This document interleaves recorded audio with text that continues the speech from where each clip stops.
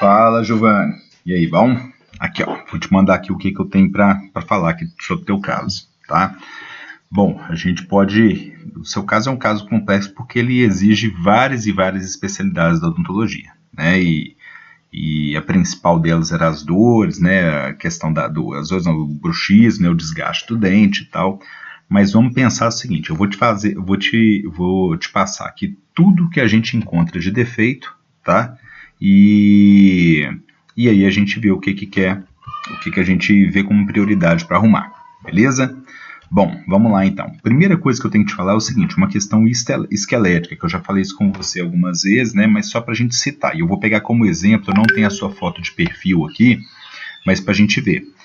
O queixo, né? Na verdade, a maxila ela está na posição correta, mas a mandíbula ela encontra-se um pouco para trás. Ou seja, houve uma deficiência no crescimento da mandíbula.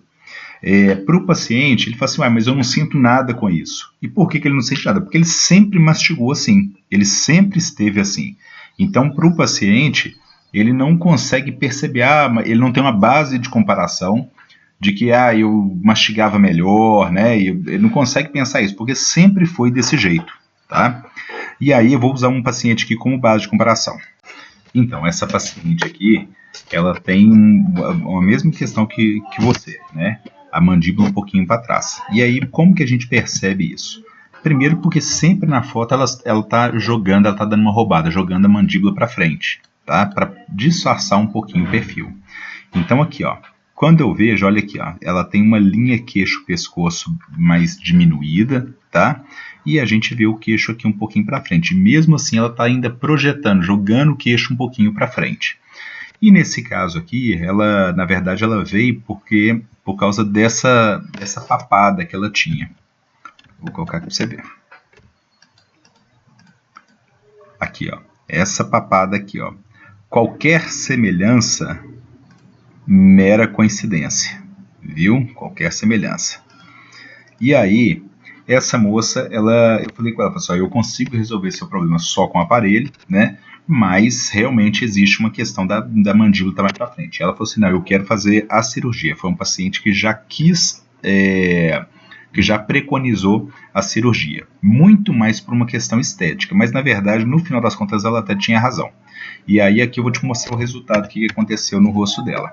Ó, esse daqui é o resultado no rosto dela. Tá vendo aqui, ó? Essa papada aqui, ela sumiu. Porque a gente esticou o rosto dela aqui um pouquinho para frente. A gente não consegue ver tanta diferença aqui no rosto propriamente dito, né? Mas a gente consegue ver aqui, ó, com o pescoço, né? E tudo mais. E aí a gente vem aqui pro lado e a gente vê o quanto que essa mudança aqui, ela ocorreu. Olha aqui, ó, como é que a gente consegue uma linha bem melhor, né? Uma projeção, tá? E por que isso aqui é importante da parte funcional? Porque a gente consegue encaixar bem melhor a maxila com a mandíbula. A gente consegue fazer essa oclusão, essa estabilidade de uma forma muito melhor. E aí vamos voltar aqui para a tua oclusão. Então o problema de base, a gente identifica dois problemas aqui de base. Uma questão de bruxismo, tá? E uma questão de maloclusão por uma causa esquelética, pela mandíbula estar um pouquinho para trás. Isso eu estou falando na faixa de 4 milímetros, 5 milímetros, mas é coisa que a gente não consegue corrigir com o aparelho de uma forma eficiente, sem trazer grandes perdas para o paciente. Então aqui, ó, voltando para o seu caso, né? A gente tem um encaixe que ele está perfeito, mas para o encaixe estar perfeito, você tem que jogar a mandíbula lá na frente. O encaixe perfeito é o canino no meio desses dois, tá? E o canino no meio desses dois. Isso daqui, quando você projeta a mandíbula para frente, na verdade, o que você faz aqui, até mesmo com a articulação? Você vai fazer uma distensão aqui nos ligamentos da articulação. Mais uma vez, só uma pausa aqui. Olha aqui, essa imagem aqui muito boa. Então, isso daqui é uma cavidade que está normal, tá? Que tá beleza. Quando aqui, então, a gente tem um côndilo, né? Ele funciona aqui assim, ó. Ele gira e ele chega para frente. Então, no primeiro movimento, você abre 3, 4 milímetros de boca, ele só gira. Para você abrir mais, fazer ele vai lá na frente, ele faz isso aqui, ó, esse movimento. O que ocorre? Para você conseguir, você não vai fazer esse movimento só para abrir bem a boca.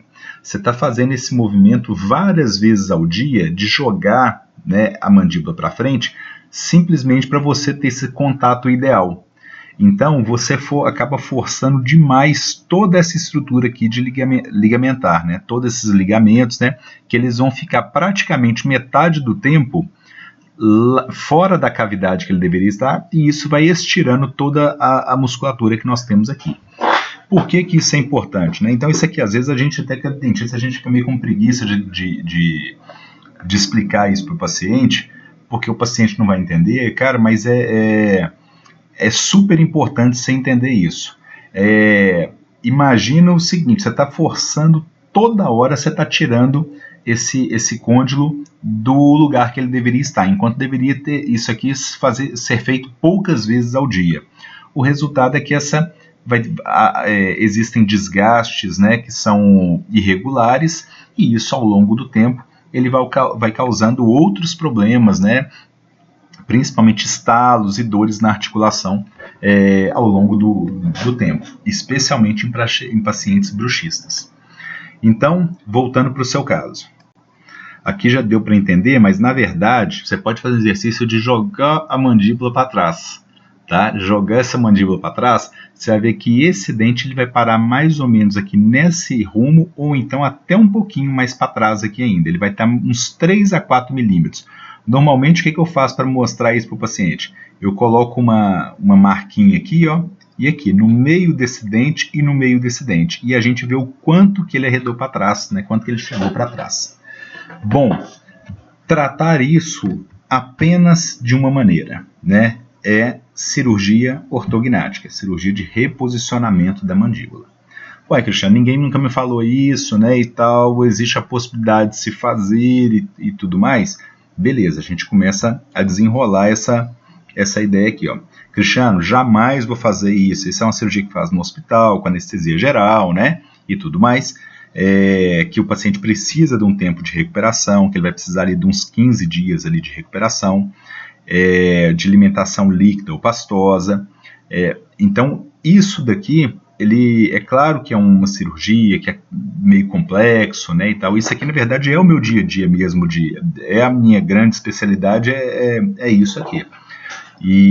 Mas eu estou acostumado muito mais ao paciente chegar para mim e falar assim, e já está pronto com a ideia fixa de fazer a cirurgia ortognática, e não do paciente que desconhece isso e eu ter que apresentar todo esse problema, né? E a resolução do quadro. Mas isso daqui, talvez hoje não seja importante, mas lá na frente ele vai ser extremamente importante. Tem paciente que tem o queixo mais para trás, tem paciente que tem o queixo mais para frente, né? Mas enfim, então é basicamente isso daqui. Bom, por que eu estou te falando? Por que eu estou te falando isso agora, né? Porque isso aqui é a base de um diagnóstico. Então não adianta a gente fazer lá na frente para depois voltar com essa base aqui, ó. É a mesma coisa que você trabalha com carro. Então você começar um carro pelos vidros, pelos faróis, pela grade, sabe? E esquecer que existe um chassi, que existe uma estrutura, que existe um compartimento para colocar um motor, que aquilo ali tem que ter um funcionamento racional ali, né? Então é isso. Depois disso, aí sim fazer as facetas aqui, ó. Essas facetas, olha aqui que interessante. Essas facetas podem ser, a princípio, só de canino a canino. Por quê? Seria muito mais para a gente reestabelecer o que foi perdido de dente, tá? Muito mais para isso. E aí, então assim, seria tirar essas resinas que foram feitas, né? A gente faz um leve desgaste nos dentes e aí a gente vai colocar como se fosse uma capinha em cada um desses 6 dentes ali. Isso dali dá um resultado muito legal, dá um resultado muito favorável, tá? Principalmente estético. Então assim, eu acho que a gente já conseguiu um resultado bem estético com as resinas, cara, mas assim, consegue-se um resultado muito bom com esse tipo de trabalho. Eu vou te mostrar um caso que a gente fez assim. Então, Giovanni, esse aqui é um caso que chegou para mim, né? É um caso que é até bem parecido com o seu. Na verdade, esse cara já tinha usado aparelho e aí ficou esse espacinho aqui, ó. E ele já tem resina aqui nessa região, tá? Tanto no meio quanto no outro.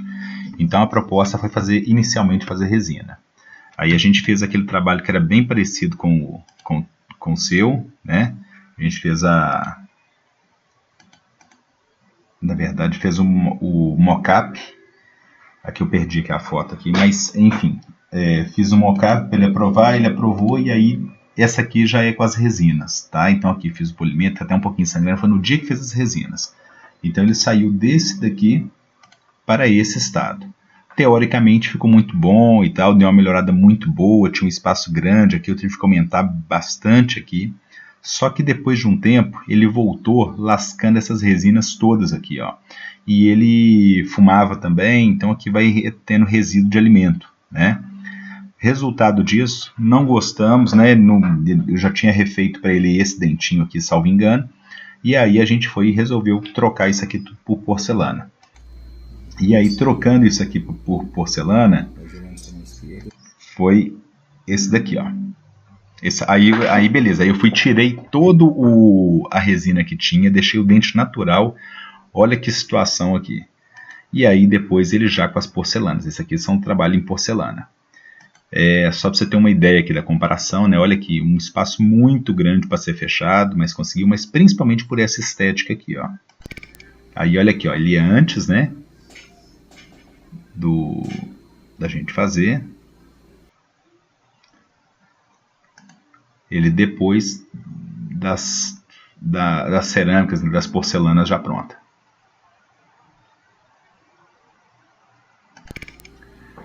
E aqui os dois, você tem uma base de comparação. Certo? Meu amigo, então acho que é isso aí, sabe? Inicialmente é isso que a gente tem para fazer, para deixar um caso bem legal, sabe?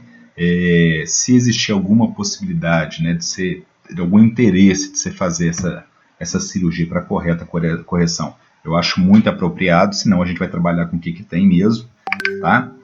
E é isso aí, qualquer dúvida, você me dá uma ligadinha, ou então a gente marca lá no consultório mesmo para ver isso, tá bom? Grande abraço para você, viu? A gente vai se falando. Giovanni, aqui só uma palhinha aqui para você ver. Isso aqui é o negócio da cirurgia mesmo, tá? Então aqui, ó.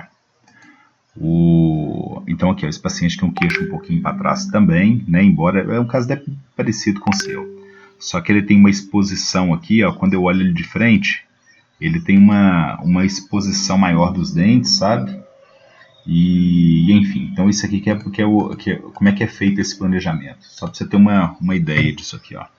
Então a gente faz isso aqui, ó. Aquele ali é o início, né? Então esse caso aqui eu precisei de mexer na maxila, na mandíbula e no mento.